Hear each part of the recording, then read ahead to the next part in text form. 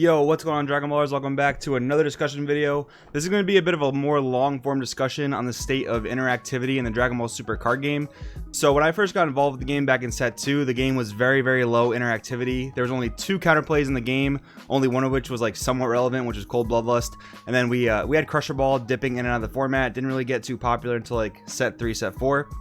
And with all that being said, one of the things that kind of held this game back from, I guess you can say, reaching top 3 status, considering like Pokemon, Magic, Yu-Gi-Oh, was the amount of interactivity in the game. The game was very much, as my teammate Matt Coombs coined it, you play a bomb card, you get paid for it. You play something, you get paid for it. It just pays dividends. There was no real way to interact with it, especially once I started playing Deflect on cards. And they did give us a few more counterplays ever since then. We had Preemptive Strike being one of them, and eventually we got Mutaito. But over the course of the game hasn't been the most interactive, but coming into set 7, we're getting tons of counterplays. As you guys can probably see on the screen, there's a few cards here I want to talk about and just give an overall view of where we are, where we've come from, and how I think the game is going to change going forward once set 7 releases. Next week is Sneak Peek. Make sure you guys go to your local game stores for the Sneak Peek. The week after that is Gen Con and the official release of the set. So it's gonna be a really interesting tournament. Hopefully Gen Con gets repaired with all the things that happened recently. But before we get into this video, guys, if you like the channel, if you like the video, maybe consider hitting the subscribe button, maybe hit that like button as well, hit that notification bell so you can stay up to date with all the awesome Dragon Ball Super content that I post here. If you're looking for a Dragon Ball Super community to get in touch with, get some help on your set 7 decks, check out the Discord in the description below. Excellent group of people, really helpful. And finally, guys, if you're longtime fans of the channel or want to get some competitive content or support the channel, check out the Patreon in the description below. $1 a month, you get access to all my articles, and it helps out a real ton. So with that being said, we are going to get to talking about this. So we tried a recent ban list. Obviously, if you've been following the Dragon Ball Super card game, we saw things like Battering Laser get banned. We saw things like Minus Killy Zone get banned. In what? In the name of interactivity. I did the video on it already. I'm not going to go over it too much. But looking at Bandai's design notes, they banned these cards to increase interactivity, which is something that the players really wanted. And one of the things, I'll say it time and time again, one of the reasons I love Bandai and love the dev team over there, we've met with them, we've talked with them, it's been amazing, and they really care about what the players want for this game. They're a bunch of young people that just really seem to care. They really seem to understand where we're coming from. They want the game to succeed, they want the game to be healthy, and they really have listened to feedback. They've basically done that over the past few sets. You know, like I said before, we got one counterplay since Cold Bloodlust and everything in Clash of Fates, which is Preemptive Strike, the first counterplay to really come out in quite a few sets. And it didn't see a ton of play, but it was a really cool step in the right direction. The only thing really holding it back was, one, the presence of Deflect in the game, which since I think Gogeta 7, Deflect has really seen a lack of usage, which I really appreciate on Bandai's part. The other thing too being Mutaito, which was a counterplay that got around Deflect. And honestly, Mutaito is a godsend, especially right before set 7 dropping. Mutaito is a godsend for at least yellow decks to be able to answer degenerate things like Hidden Mastery Victory Strike and or Gogeta Shenron. It's a really good job they've done here. But even before we get into set 7, a lot of these cards I want to talk about are from set 7, how they might impact the game. But even another one we got was Cabba the Revoker. And while this card hasn't seen much competitive play yet, I think that the odds of it seeing play in the future, especially with the new U6 archetype coming out, I think the potential for that to grow is really strong. So this is basically a counter attack. So it's a 2 energy negate attack. It does seem a little bit steep, but it's almost like on the same level as Mafuba in the sense that it has an additional effect. So when you play this card, if your leader card is yellow, choose one of your opponent's battle cards and negate its skills for the duration of the turn. So this is going to be able to like almost 2 for 1 like a lot of negates do. You negate one thing. Unfortunately, I don't think you can negate the effects of the guy swinging because their auto will go independent if they have any like on swing autos, but you can stop the auto or effect of any other battle card that hasn't swung yet. It's a really cool way to introduce counterplay into the game, and that's what like I said before, one of the things that a lot of players, including myself, felt like was holding back the skill cap of the game and the ability for the game to get interactive and really in depth was the presence of counterplay mechanics and countering cards. In set 7, we see these cards in droves. And one quick thing I want to mention beforehand, I've been playing a little bit of the Naruto Boruto Chrono Clash game, and it is fun to just like jam a few games here and there and just go back and forth with a friend and just play it.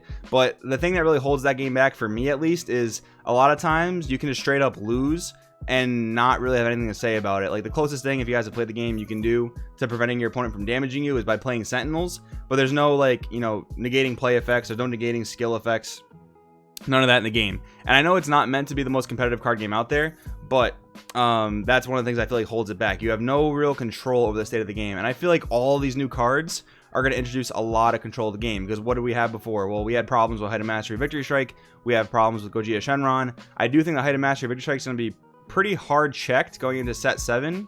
And I think Gogeta 7 does have some answers going into set 7 as well. Not nearly as many as Height of Mastery Victory Strike, but we'll just start talking about the cards on the list. So minus Killzone right off the bat, I mentioned before, got banned in the name of interactivity. Battering Laser also is notable in this category. These cards needed to go. It's a great thing to see them go because now we can see a whole lot flourish in the game. An unexpected turn. One of the craziest cards to talk about first off the bat, and it's a generic card. While it is a black counterplay, it is not tied to any type of leader. So let's give it a quick read. Counterplay: if your opponent has 3 or more battle cards in play with energy costs of 2 or more, the battle card your opponent is playing is placed in the owner's drop area instead.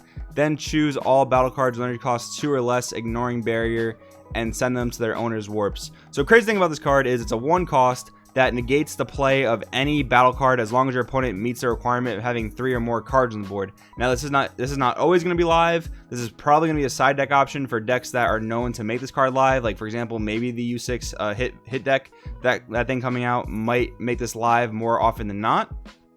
But this is like a crazy effect for a crazy cost, but it's balanced really, really well. Another thing I want to give Bandai props for is ever since like the dawn of Gogeta 7, every card for the most part, minus 1 or 2 mistakes here and there, you know, looking at Super Shenron, they've done a really good job balancing effects. Like this is a 1 cost negate any battle card, which sounds insane off the bat, but there is an additional cost, which I think is really strong. And just like I said before, you don't want to just get paid for playing things. You don't. That's not how you create a good, healthy game. And I'm a really big fan of how they've designed this card in particular. Now we come across the new 2-drop extra card negates. We've got You're Wide Open. We've got Denial of Hope. We already have Preemptive Strike. We have Hidden Power of the Saiyans, and then Kefla's Fury. So really quick, Kefla's Fury, really underpowered card in the sense that it doesn't actually stop anything when you use it to counterplay.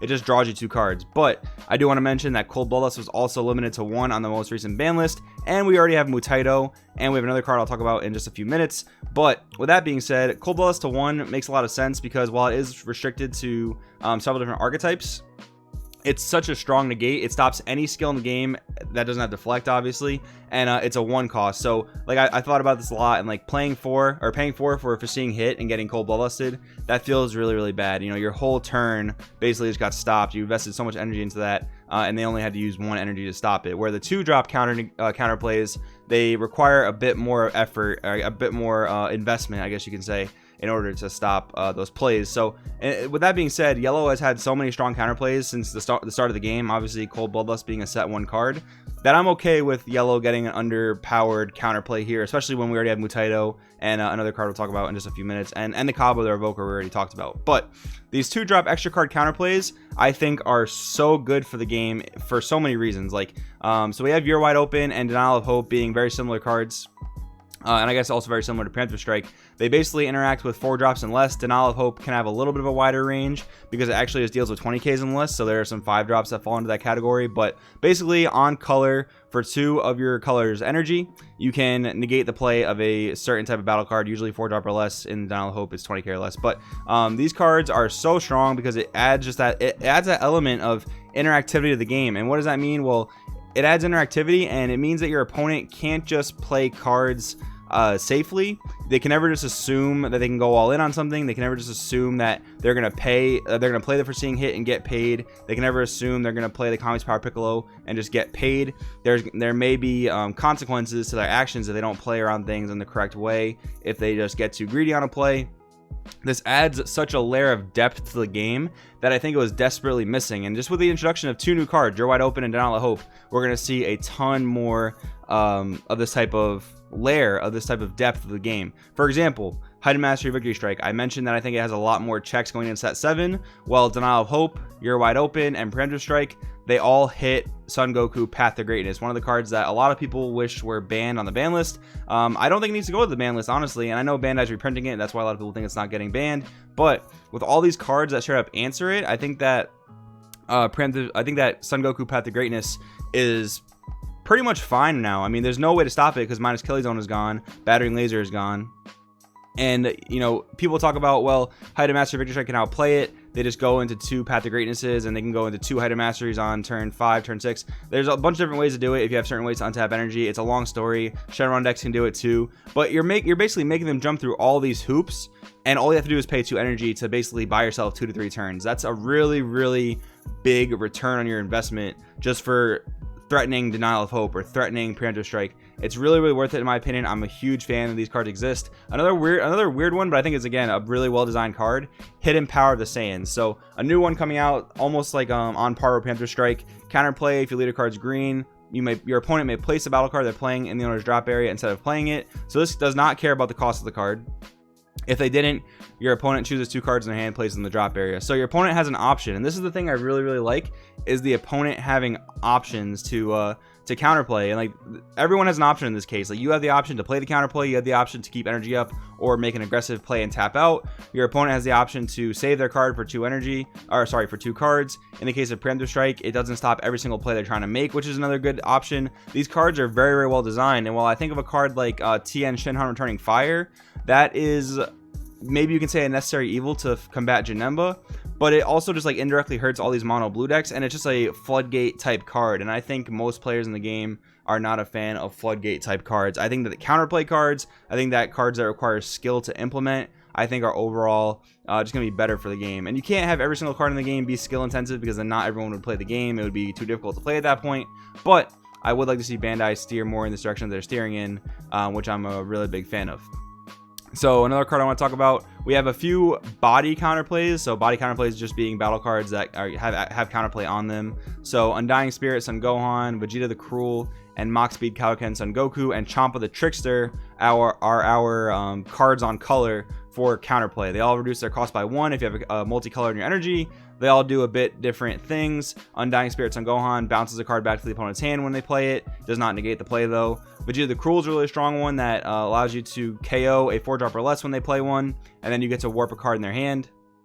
Mach Speed Son Goku might be one of the weaker ones in the set, but it is a counterplay that when you play this card, choose one of your opponent's battle cards, gets minus 10,000 for the duration of the turn. Then if it's your opponent's turn, choose an additional opponent's battle card. It could be the same battle card if you would like, and it gets minus 5,000 power. But even that has a great application against something like the U6 hit deck, where they're trying to drop like multiple 1-drops or a 2-drop and a 1-drop on a turn, because the hit leader plays them for free, and you're able to play this Mach Speed Goku, decrease maybe like a 2-drop hit by 10k, and then decrease a 1-drop Caulifla by 5k. You basically just 2-for-1 your opponent, which is just absolutely insane. It just adds that layer of depth to the game, like I mentioned before. Champa the Trickster, again, I really want to emphasize this card because it's actually the budget-friendly version of Mutaito. So Champa the Trickster reads that it does have a reduced cost if you have multicolor in your energy. When you play this card, choose one of your opponent's battle cards ignoring barrier, switch it to rest mode. So basically the same thing as Mutaito, but this doesn't care about the energy cost of the card. And then you draw a card if it's your opponent's turn. So again, we're just getting so many options in set 7 that allow us to outplay the opponent. They just don't let us get blown out by certain cards in the game, and that feels really, really good from a player experience perspective. Even Kaba Undisguised Rage, a blocker revenge, like as simple as the card text is on this card, it's something we've been asking for quite some time. More revenge on cards, more cards that allow us to interact with our opponent.